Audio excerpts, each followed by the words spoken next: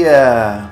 Ho ho! Hi ho, cat guys! I'm Tangar Game Glass, and today we will talk about MMORPG cycle. How MMORPG works, how we play these games. It's an analytics video, and my two examples which I'll show today. It's World of Warcraft and Ultima Online. Very typical games. Ultima Online is sandbox genre of RPG genre, and World of Warcraft it's like a casual mainstream, current mainstream of RPG genre. So let me move you a bit closer, so you'll be able to see everything better. Yeah, something like this. I think it will be visible for you what I am showing today. So we would use our pencil to draw some interesting stuff. How people play MMORPG games. Actually, we have let's make a graph. We have our time, T, time, and we have our interest in game, I. So how we like this game. So when you just hear about a game, you could even not to buy it, but you could only, oh, I heard about cool game. I'm thinking how to make it more interesting, and yeah, so you would have some interactivity here. Yeah, it's logo of Ultima Online. So when you heard about game, it's time and it's interest.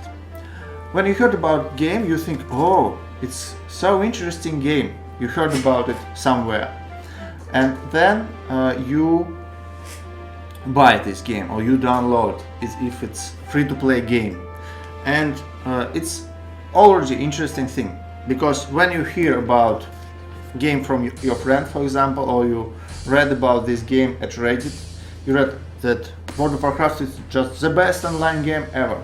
You have your expectations, your interest somewhere like here.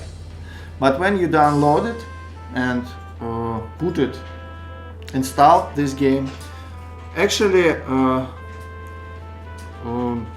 interest it's not so high often how it was before you buy the game. So when you install it and when you first time log into this game, your interest actually we do not go far in time, but it's actually less higher, because when you just first time see World of Warcraft, you think, I thought that this game would have maybe better graphics. A lot of people, they are very how it would be, they're not fanboys, so people they have not so high interest when they just start to play game. But when you start to play game and you start you kill your first enemies in World of Warcraft, and you find out about your skills, and game become more and more interesting. So I'm trying to find a good view.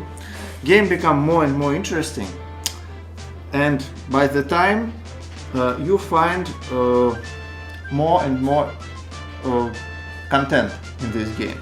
So in World of Warcraft you find new dungeons, interesting dungeons, you find PvP, possibilities to compete with other players, and it's all what make game interesting. So your interest go high, and you start calling for your friends. You say, oh guys, World of Warcraft, it's so beautiful game, you have to try it, you have to try World of Warcraft. And your friends came and you start to play, you came to the end, so you start to play end game content, and it's like the time, it's like in the middle of our curve. You start understand that, oh, this game has dungeons, it has PvP, it has some social activities, but you actually know everything. All these activities you already knew, you learn it, and it's not already, it's very high interest in the game, but it's not growing because you already acquired all content, you already got all knowledge of this game. But then you feel that, okay, I tried PvP, I came to arenas, I finished dungeons, I get into raids, I get good items, and your interest go a bit low because it's all, anything else I could do in this game. So the only thing which leave you in this game, it's two things actually.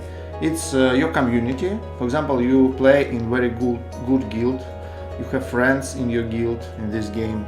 And second, it's competition. So you could be in some kind of rating or ladder, and you could compete with other players to be first in this rating. So, but eventually, any player, he would tell, oh my god, there is no new content, there is nothing, and it's not so interesting to play. And at this phase, player starting to look for new game. So this phase, it's the end when you end to play this game, because it's become very grindy. Any MMORPG has grind at the end, because any competition, it's very repetitive competition. So it's competition who spend a lot of time, not who has better gaming skill. Actually, at the end, it's something like this. You have skill, your skill progression go high till certain moment, but then nothing to learn in the game. Some people they learn, they have deeper in-game learning, but still at the end they meet grind. They meet grind in all traditional MMORPGs like World of Warcraft, like Lineage. Lineage, it's grind from the beginning, by the way. My sound, let me fix a bit. Yeah. So my sound and my picture would be the same one. So it's how traditional MMORPGs, I call it second generation of MMORPGs, works. But what about first generation? It's actually Ultima Online. So second generation, it's Warcraft, EverQuest, and Action Call, and all these modern games. Because actually right now, World of Warcraft, it's main game at market, and we have a lot of other games which just clone World of Warcraft, copy it in different ways, and it's what made MMORPG genre to come to the end, to the crisis. So right now MMORPG genre in deep crisis. Why? I'll tell you why at the end of this video, I think. Yeah. So first generation of games, it was Ultima Online. Ultima Online, this game appeared at 96, 97 it was released already, and you could play it. I started to play Ultima Online at 99, and I still play this game sometimes. Why? I play this game already 20 years. Why? Why it's so interesting? Yes, because it's sandbox game, so it's two big differences. World of Warcraft appeared like 7 years after Ultima Online, but it was very different approach to gaming. In World of Warcraft, developers giving you a certain amount of content. They telling you, okay, here are quest givers, you could take quests. Here are dungeons, you could go to the dungeons. Here PvP, you could go to certain PvP activities, and a lot of boundaries around you. So you have like different paths which you have to choose in World of Warcraft. A lot of paths, a lot of content, but it still is paths, and you go through these paths. In Ultima Online, in sandbox games like Mortal Online, like Darkfall, like upcoming games Shards Online, Crowfall, Albion Online, in such games, in sandbox games, you do not have paths. You have just, it's like forest, and you could go wherever you want without any paths. You have to find your own path. It's the main difference. So In Ultima Online, you create your character and there's no quests in most cases. So you could just do whatever you want. It's sandbox. Sandbox, you play with other players. Not developers. They do not give you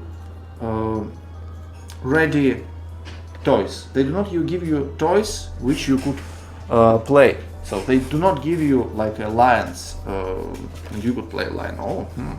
No. In sandbox games, you could have piece of wood and you could carve from this piece of wood. You could carve lion, rabbit, whatever you want. I mean, it's totally different approach to play style. So when people start playing such games, they have different kinds of players. Of course, they have different approach to gaming. For example, if player at first he played World of Warcraft, traditional game, and then he came to sandbox game to play, some players, they would be disappointed at the beginning almost, and their interest would go low. Why? Because nobody taking there by hand and leading from one place to another.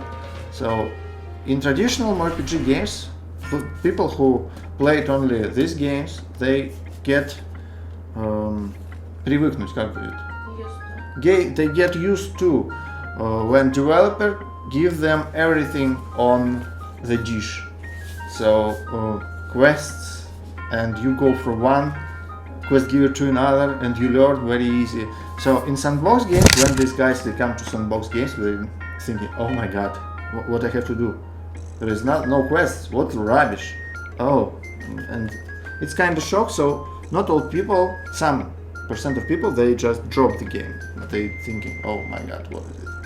But other players. So let's imagine that guy didn't play any game and he get into sandbox. How he would play?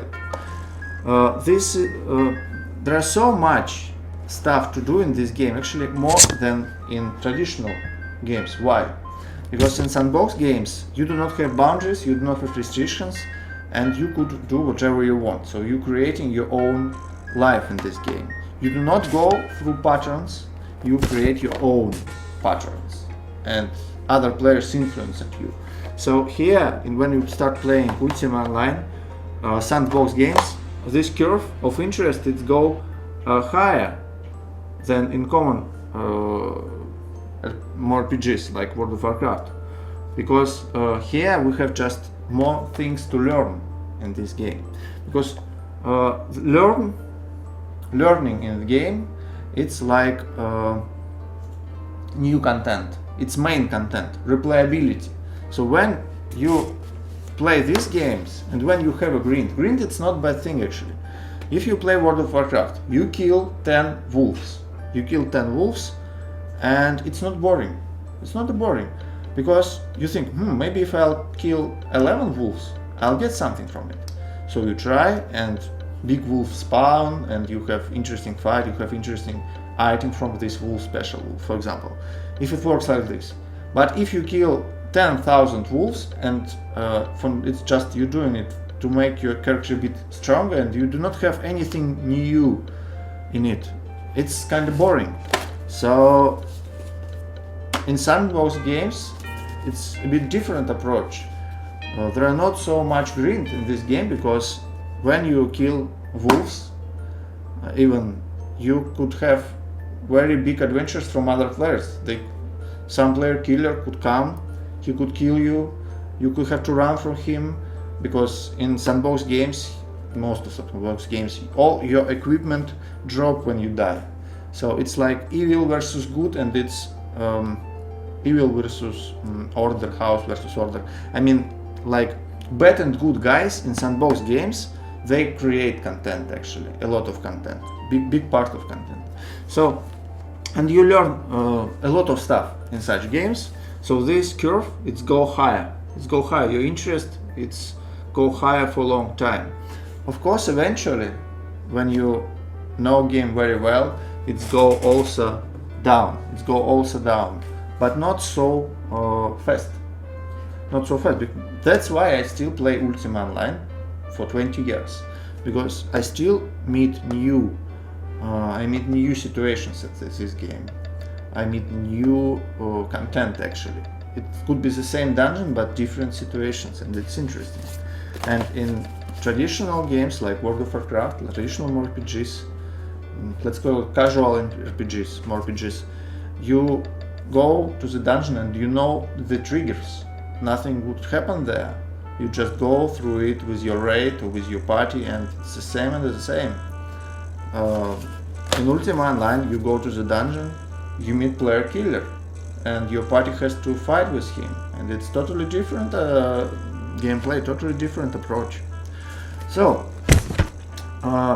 what I want to tell you right now, that actually MMORPG genre right now in crisis because people who work in financial structures, they give money only for these games, only for World of Warcraft like games, only for games with casual style of gameplay.